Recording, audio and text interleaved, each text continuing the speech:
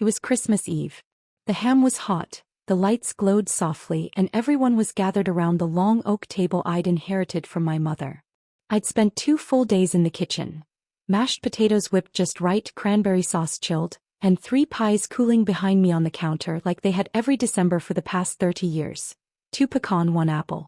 I was standing at the far end of the table like I always did, slicing the honey-glazed ham, when my 19-year-old granddaughter Olivia looked up from her phone and blurted out, loud enough for everyone to hear, "Old people really shouldn't take up space."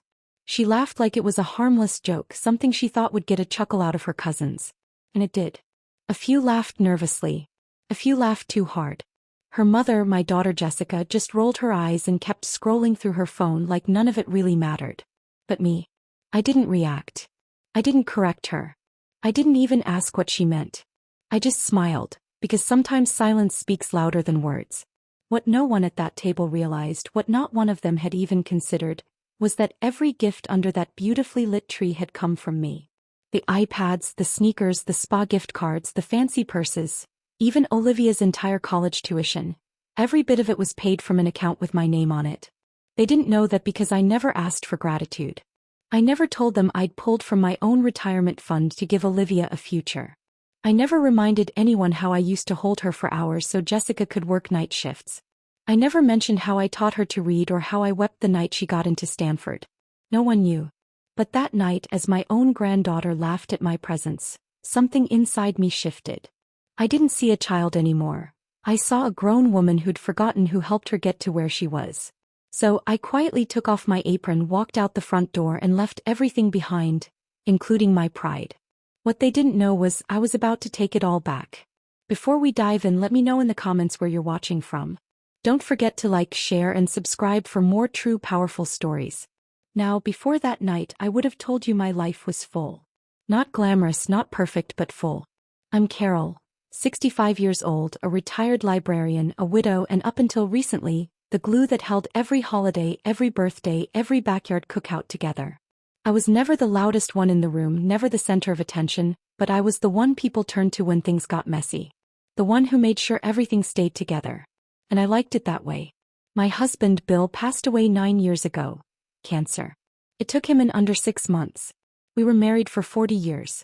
He was the kind of man who always made sure my car had gas and the trash never overflowed. He used to call me Carrie, short for Carol, and said I was the reason our house felt like home. After he died, I poured myself into family, into staying useful. Jessica had been raising Olivia on her own since her husband left when Olivia was just 3. I moved in to help.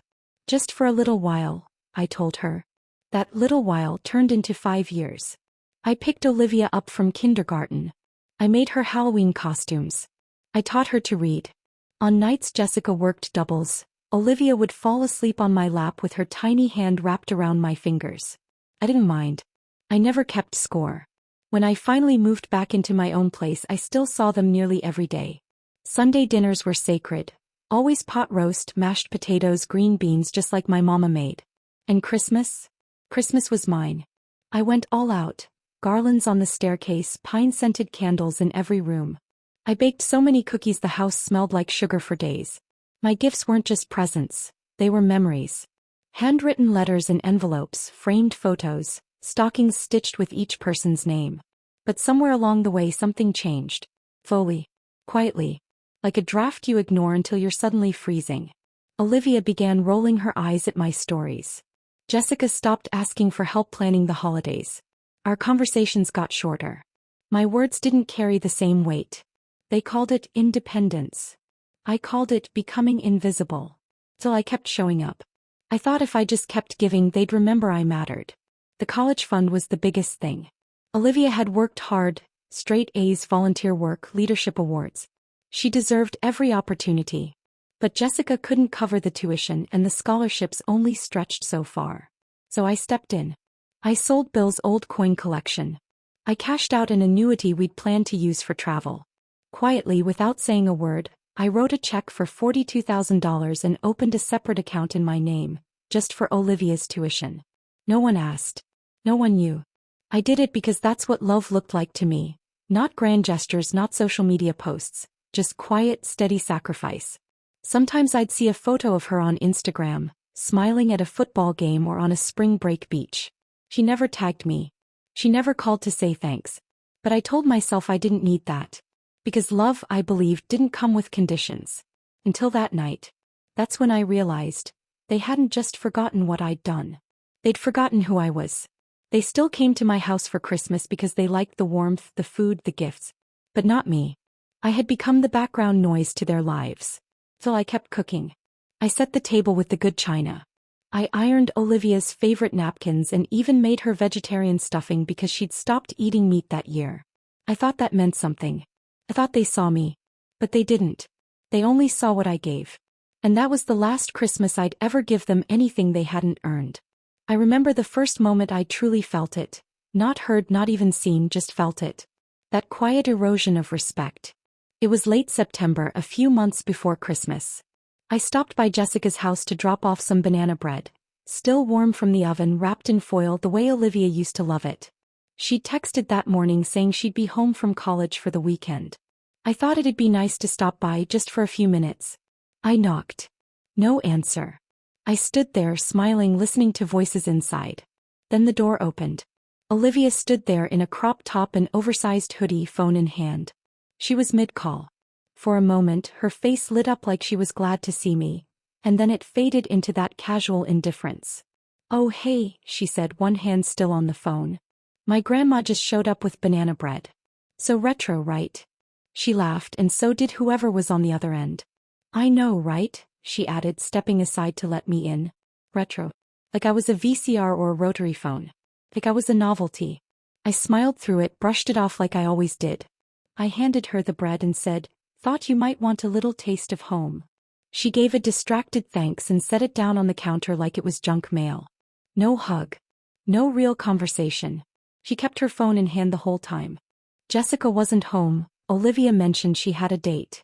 "Third one, I think," she said, laughing while scrolling Instagram. "Met him at yoga. Says he's good with his hands." It felt like I'd walked into someone else's house. Like I was looking at my own family through a pane of glass. When Olivia was little, she used to race to the door when she saw me coming. She'd throw her arms around my legs and say, "You smell like cookies, Grandma." Now I barely got eye contact. I sat for a bit and tried asking about school. She gave me one-word answers. Psych. When I asked her major. It's fine. When I asked how it was going.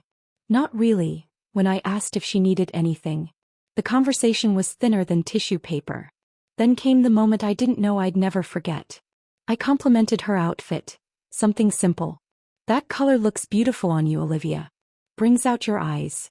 She gave me a little smirk and said, "You'd be surprised how many guys on campus think so too. Guess I got the good genes, huh?" It wasn't what she said. It was how she said it. Like a dig wrapped in a joke. Like I was just the brittle old branch on the family tree she used to climb. When I got up to leave, she didn't walk me to the door. She didn't ask when she'd see me next. She just gave a quick wave, her eyes already locked back onto her screen. As I walked to my car, I turned around to look at that house. The same one I helped Jessica buy when she was a struggling single mom trying to start over. I remembered painting that porch. I remembered planting those rose bushes along the walkway. I remembered little Olivia helping me water them, singing softly to the petals like it made them grow. No. I was just retro. On the drive home, I felt it.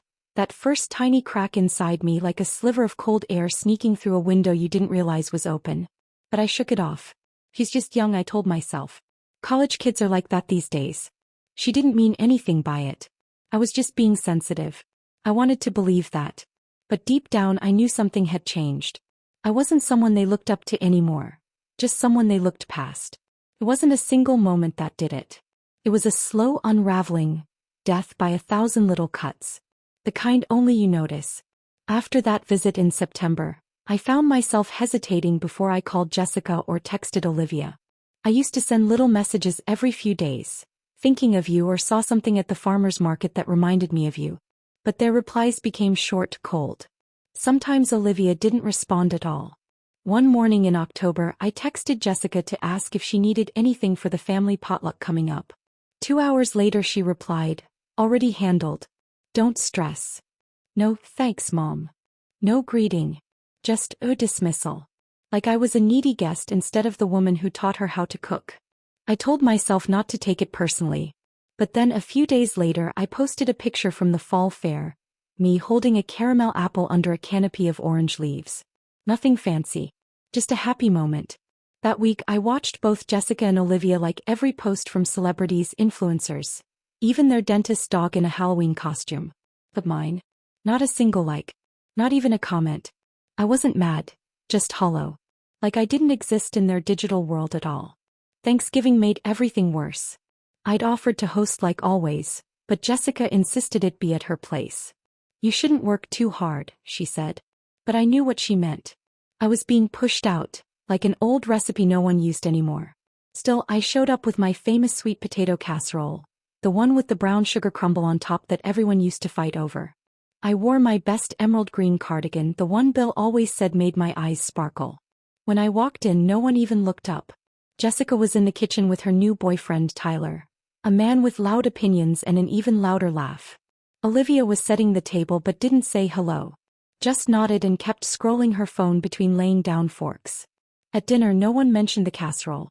They raved about Tyler's smoked turkey and Jessica's store-bought cranberry chutney.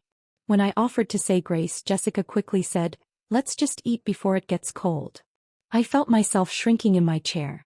Olivia spent most of the meal talking about a leadership conference she'd gone to, how she was networking with future CEOs. She joked that old people just don't get TikTok, and Tyler burst out laughing. I smiled politely, but inside I was withdrawing into someone I barely recognized. Quiet, cautious, invisible. After dinner, while they lounged with wine and football, I stood in the kitchen washing dishes alone. When I dropped a plate and it shattered, no one moved. Jessica didn't even look up from her glass. "Just leave it, Mom," she said, irritated. "It's not a big deal." I bent down to clean the pieces, my hands shaking, my knees aching, my eyes stinging. Still no one got up. I felt like a burden in the very home I'd helped build. Like I was being tolerated, not treasured. The next morning my phone was full of Black Friday deals. I scrolled past ads for the things Olivia had hinted at. Noise-canceling headphones, a designer tote, concert tickets. I started jotting down my usual gift list for the family like I did every year. But this time, I paused. What was I giving to people who didn't even see me anymore? Love isn't a transaction. I didn't need thank yous. But I needed to feel like I mattered. Not just my casseroles. Not just my money. Not just a face in a family photo. As the days passed, that emptiness began creeping into everything. I stopped humming while I cooked. I took longer to get out of bed. The photos I used to print and hang around the house stayed stacked in a pile on my desk. Even my garden, my pride and joy, started to fade. I forgot to water it for a whole week. The roses browned at the edges. The lavender sagged to the side. It felt like the house itself knew I was disappearing. That's what it feels like to be slowly erased. Not yelled at. Not attacked. Just unseen. I wasn't angry. I wasn't even heartbroken. I was vanishing and nobody noticed. Then Christmas Eve came like it always did. Lights glowing in the windows, the smell of cinnamon and pine in the air, Nat King Cole singing "Oh Holy Night" on my old stereo. I'd been up since 5 in the morning, basting the ham, folding linen napkins into little poinsettias. The house was spotless. Every corner shimmered. Every place setting had care behind it. I even slipped a charm bracelet under Olivia's napkin.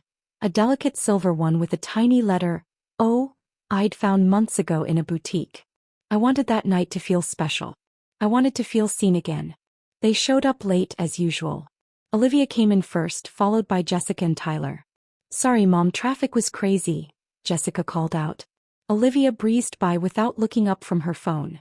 "Hey," she said faintly, tossing her coat onto my favorite armchair like it was a coat rack. I told myself it was fine. I brought out appetizers. They scrolled. I lit candles. No one noticed. We sat for dinner. I carved the ham, passed the plates, tried to keep the conversation alive. I asked Olivia about finals. "They were fine," she said, scooping more potatoes without meeting my eyes. "I nailed my stats class. Got an A." "Well done, sweetheart," I said, smiling. "You've always had your grandpa's head for numbers." He shrugged. "It's more about work ethic than genetics." That's when Tyler laughed. "Carol, you're still writing paper checks, right? Maybe Olivia can finally teach you how to use online banking this year." Everyone chuckled.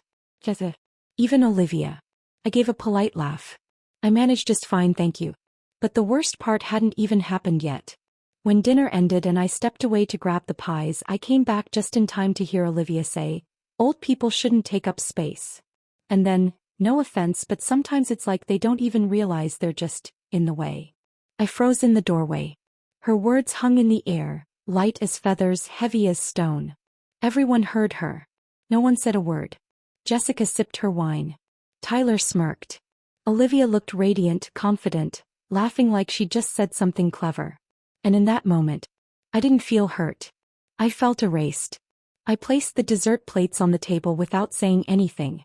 I walked into the kitchen and stood at the sink, staring out the window into the dark backyard. My own reflection stared back. Tired eyes, perfect curls, a red sweater I'd ironed for the occasion, and a woman quietly breaking. I waited, hoping anyone would follow. Maybe say, "Mom, that was out of line," or, "Grandma, I didn't mean it like that." But no one came. No footsteps. No apology. Nothing. So I wiped my hands on a dish towel, walked back into the dining room and looked at that table, once the heart of our family. I didn't cry. I didn't yell. I just smiled. That smile women wear when pain has been dressed in years of manners. "Excuse me," I said softly. "I forgot something in the car." They barely nodded. Jessica didn't look up. Olivia was already texting again. I walked to the hallway, grabbed my coat and purse and quietly stepped out the front door. The cold hit my face like a slap, sharp and clean. I walked to my car in silence. No one followed. No one asked where I was going. Inside my coat pocket, I felt the envelope I had planned to give Olivia after dessert. A final check, enough to cover her spring tuition and books. I took it out, looked at it and tore it in half. Right there on the sidewalk, beneath the twinkling lights and falling snow, I shredded it into ribbons. Not out of anger. Out of clarity.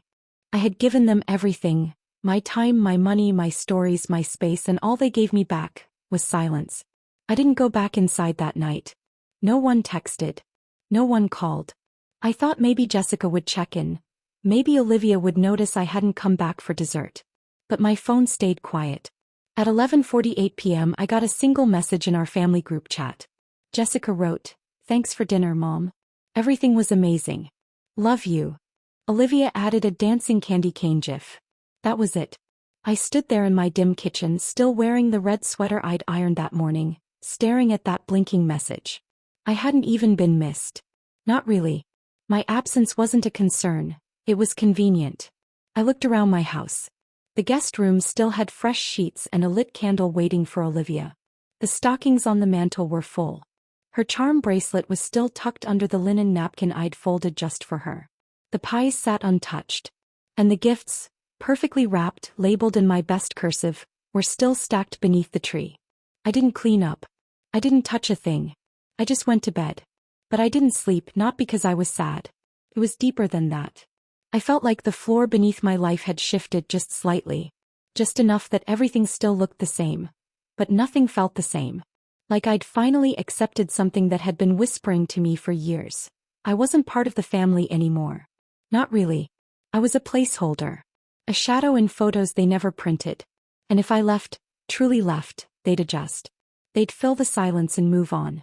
The next morning I made myself a cup of tea and sat at the kitchen table, watching the snow cover the backyard. It was beautiful, quiet, undisturbed. And for the first time in a long time, so was I. Grief is strange when it stops asking to be seen. Mine had gone still. No more waiting for calls. No more checking for likes.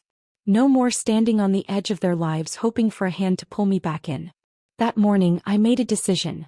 I was done showing up in places where I was only tolerated. I packed every single gift into a big tote bag. Candles, scarves, gadgets Olivia had asked for. I even dropped the torn tuition check into the bottom. Then I loaded the whole thing into my trunk and drove to the return counters. One by one. No drama. No notes. Just quiet motion. When the bank opened, I went in and sat down with the branch manager. I closed the college account I'd created in Olivia's name. Had them reissue the balance as a cashier's check under mine. The clerk asked, "Would you like us to notify the beneficiary?" I smiled, shook my head. "No. I think she'll figure it out." That evening, I poured a glass of red wine and sat by the fireplace with a book I hadn't touched all season. The Christmas lights still sparkled gently behind me. I didn't take anything down. I wasn't punishing Christmas, I still loved it. I just didn't love what it had turned into. A week later, I sent Jessica a message. "Hi, sweetie. I'm going to take a little break from family gatherings for a while." "Okay. Just reflecting. Hope you and Olivia are well." No response. Not that day. Not the next. But I wasn't hurt. I didn't expect anything anymore. I'd stopped performing for an audience that never looked up from their phones. The days passed quietly. I went for walks in the park, cooked meals just for myself, started writing in a journal I hadn't touched in years. I began to reintroduce myself to the woman I used to be before I became everyone else's support beam. And I wasn't angry. That surprised me most. I just knew I was done begging to matter. Some people leave rooms slamming doors. Others, people like me, leave so quietly the silence they leave behind is louder than anything they could have said. I didn't disappear that night. I simply stepped away. And for the first time in a very long time, I felt the faintest flicker of peace. The week after Christmas had always been my favorite time of year. It used to be soft and slow. Leftovers, books, quiet mornings. But this time the silence was thick. Heavy.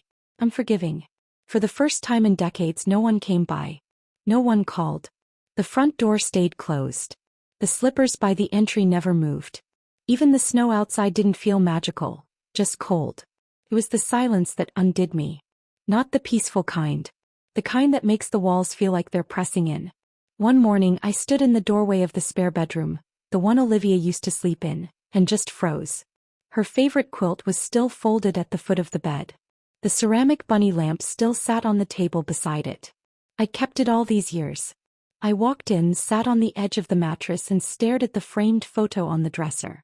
Olivia, 8 years old, grinning wide with 2 front teeth missing, holding a spelling bee trophy like it was the moon. I'd printed that picture myself. Paid extra for the matte finish so it wouldn't fade. I picked it up, ran my thumb across the glass. And I asked myself, when did I lose her? Was there a moment? Something I should have seen? Or had I never really been seen at all? That thought crushed me. It wasn't just about Olivia anymore. It was about me. About how I'd let myself be reduced to usefulness. I gave everything, time, money, love, without ever asking for anything real in return. Because I didn't know how. I was the one who showed up. The extra casserole. The emergency check. The birthday cards. The cleanup crew. That was who I was. That was my identity. And when they stopped needing me, I became invisible. Disposable. That night I pulled out the real photo albums. Not the ones I kept on shelves, the messy ones. The ones packed with school pictures, Mother's Day cards, crayon drawings, receipts from birthday parties I paid for and was never thanked for. Page after page I saw my hands in everything. Holding Olivia's at the pumpkin patch.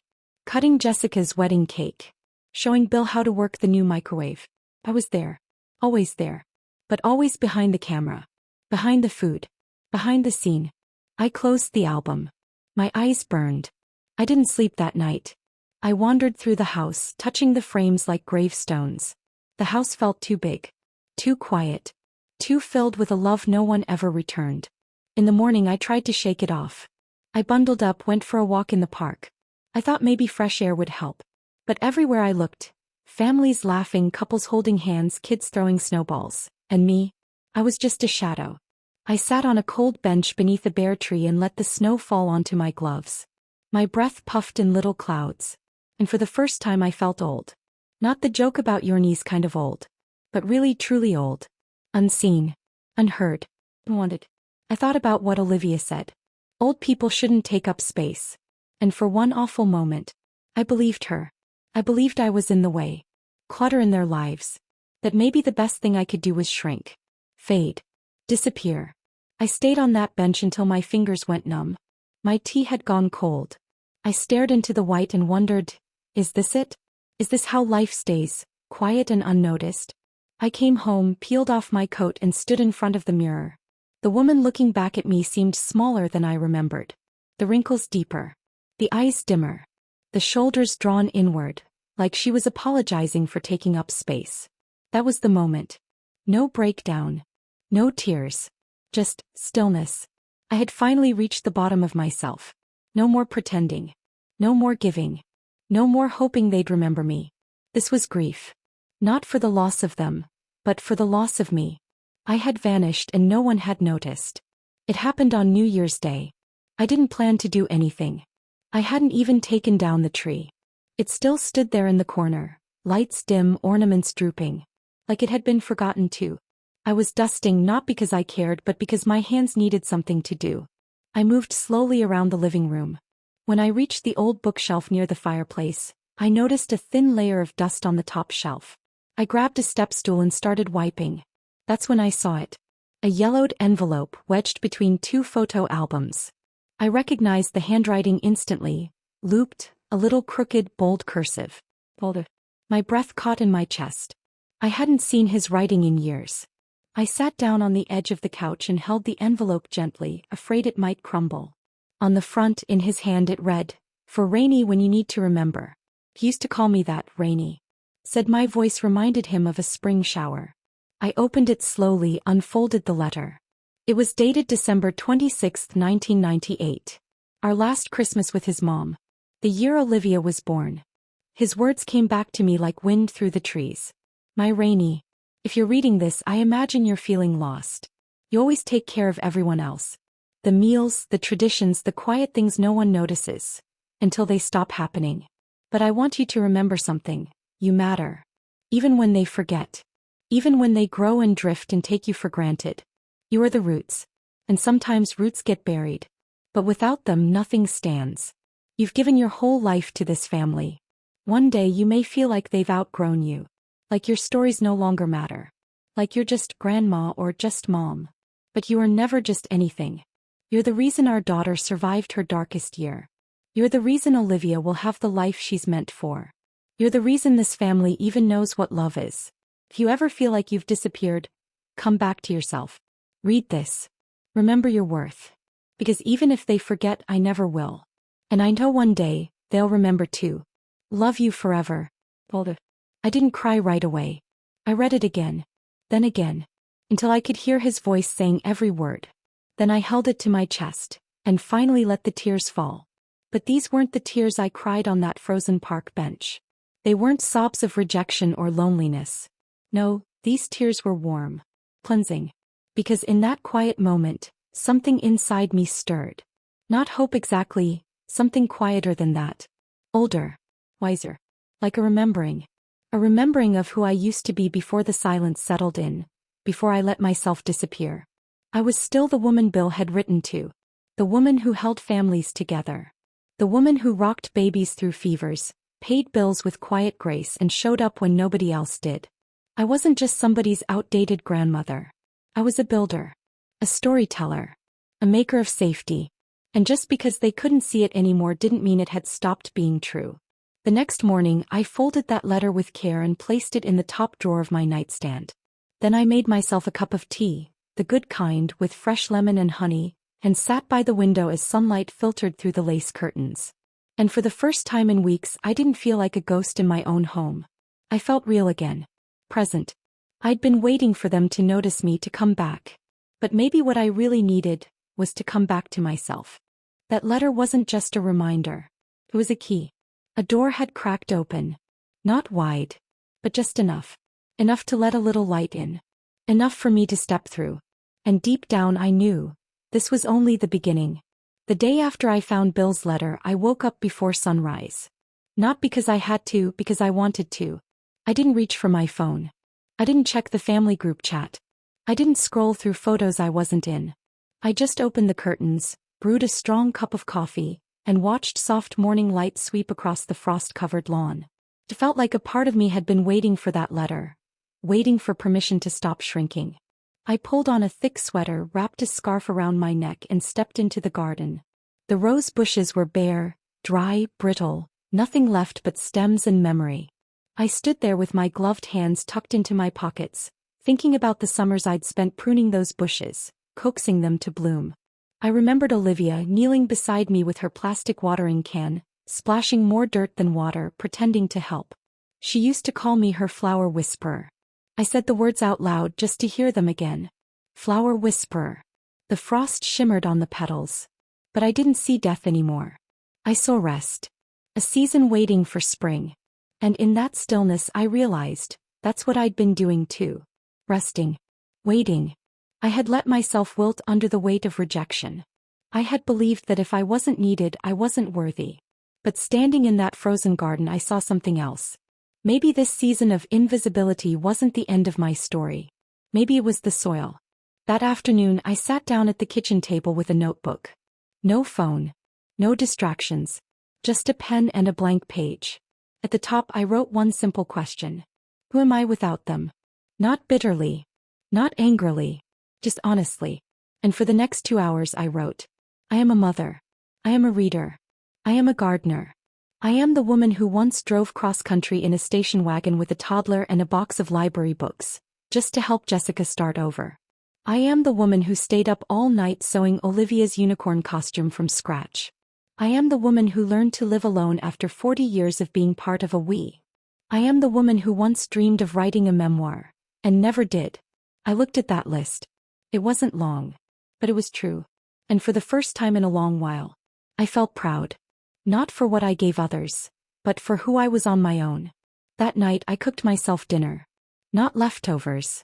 Not something from the freezer. A real meal. Just for me. I set the table. I lit a candle. I poured a glass of wine. Not for anyone else to see, but for me. And it felt like a quiet revolution. After dinner I pulled out an old box from the closet. One I hadn't opened in years. Inside were journals, half-finished quilts, fabric swatches, and a binder labeled Book Ideas. I flipped through it, smiling at each page. One title stopped me cold. The Quiet Woman. Stories No One Asks For. I laughed. I had forgotten about that. But now, that title hit different. Stories No One Asks For. I had hundreds. Maybe it was time someone heard them. Even if that someone was just me. The next morning I dusted off my laptop, opened a blank document and began to type. The words didn't flow smoothly at first. But they were mine. Each one. Every morning I added more. Sometimes a story about Bill. Other times memories of motherhood. Or quiet reflections on aging, silence, grief. And what surprised me most wasn't that I was writing.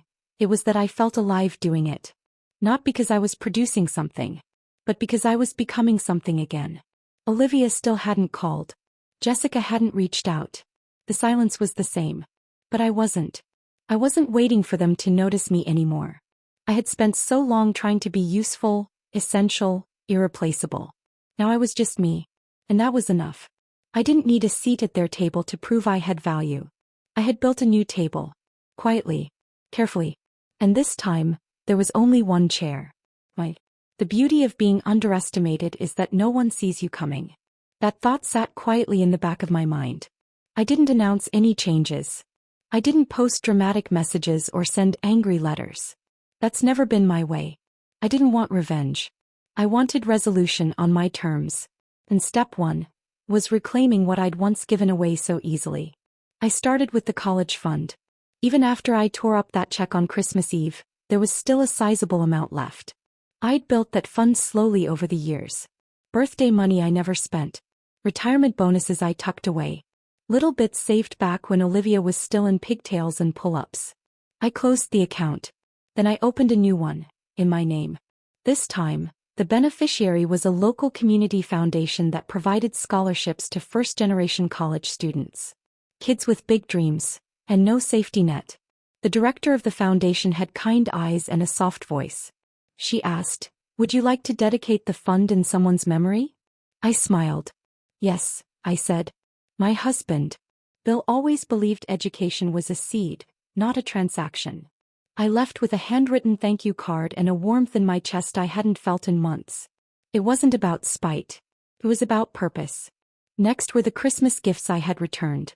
I took the refunded cash and donated it to the local children's library, the same one I used to volunteer at before Olivia's tuition costs pulled me away.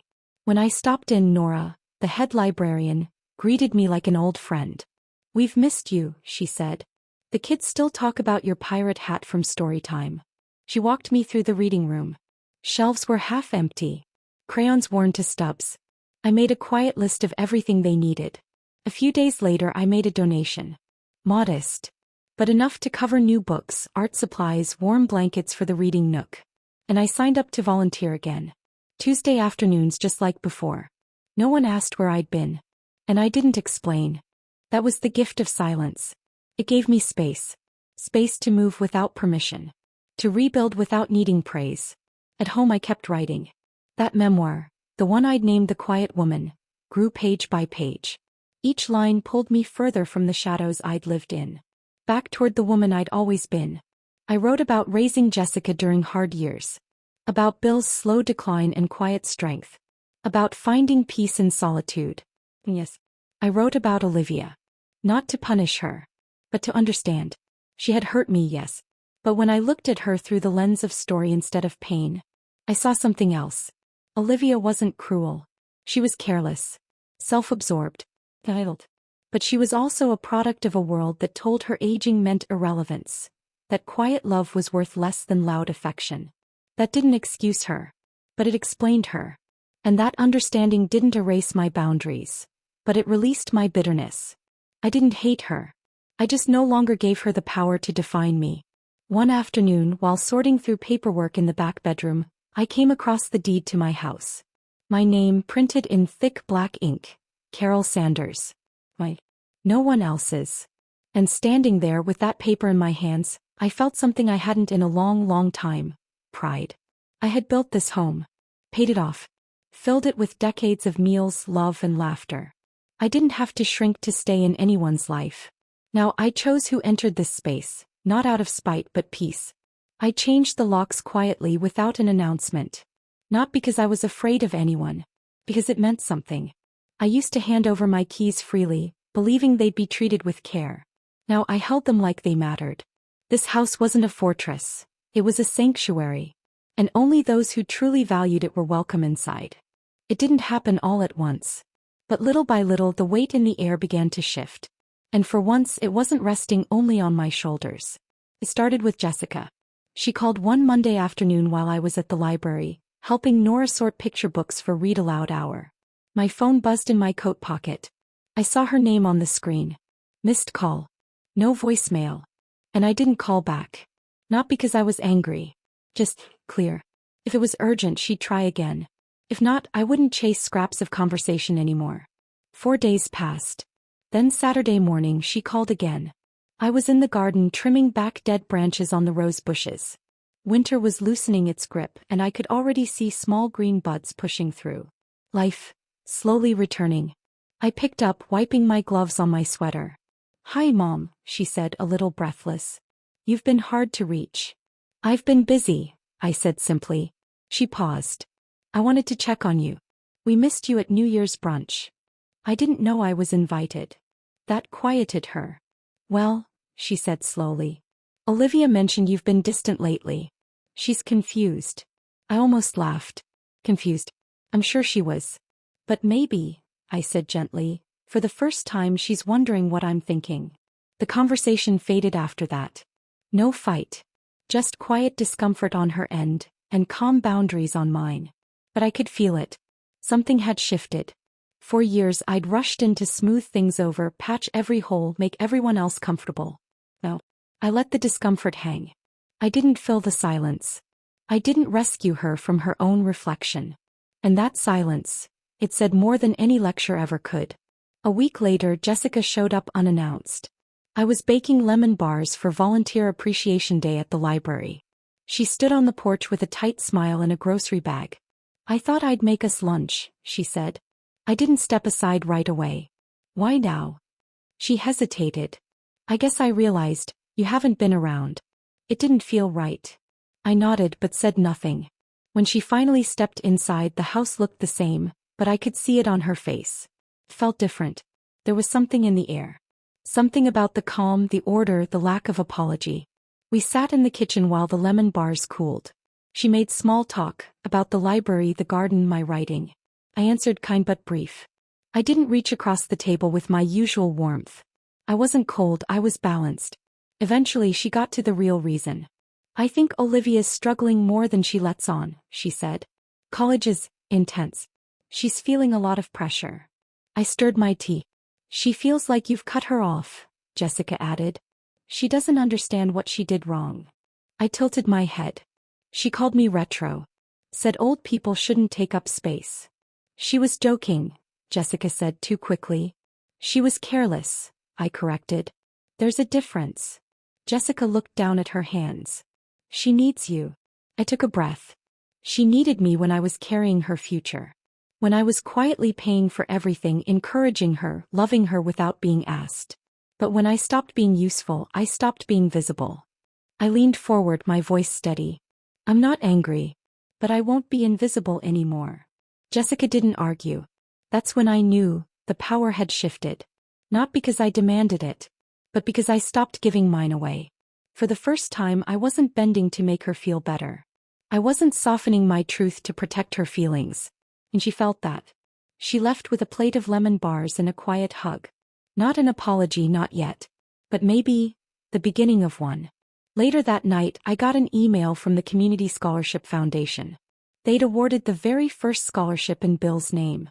A girl named Alia, daughter of a mechanic and a waitress, had been chosen. She wrote, "Thank you for seeing potential in someone no one else saw."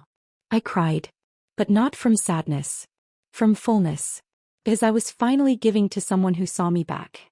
I wasn't asking for a seat at their table anymore. I was building something better. It was late March when the message came. Not a call. Not a knock. Just a simple text from Jessica. Maya wants to talk. Only if you're open to it. I stared at the screen for a long time. I wasn't angry. I wasn't surprised. Life has a way of circling back. But I wasn't the woman who dropped everything just because someone noticed her absence. So I thought of Bill's letter. That line that never left me. Even if they forget, you must remember who you are. And I did remember. But maybe part of remembering was being willing to listen. Not to go back. Not to erase what happened. But to make space for healing. So I wrote back. Tell her I'll meet her in the garden. Thursday at noon. I chose the garden for a reason. It was neutral, open, alive. A place where things grow. Thursday came. The sky was clear. The roses, once dry and bare, had begun to bloom, soft pinks and deep reds swaying in the breeze. Proof that even after the harshest winter, some things come back. Olivia arrived on time. She looked smaller, not physically but softer. Humbled. Her eyes didn't carry their usual spark of pride or distraction. She sat on the bench beside me, hands folded in her lap like a child waiting to be scolded. "Hi, Grandma," she said quietly. "Hi, Olivia." A pause settled between us. Not awkward. Just full. "I read your article," she said again. "It made me cry." I didn't speak. I let her continue. "I didn't realize how much I took for granted. You gave so much, and I treated it like background noise." She looked down. "I've had time to think. Losing the tuition money, that shook me. But what really hurt was losing you. That made me inhale.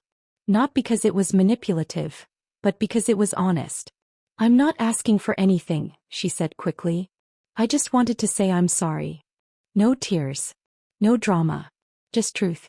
That matters," I said softly. "I appreciate that." She seemed hopeful.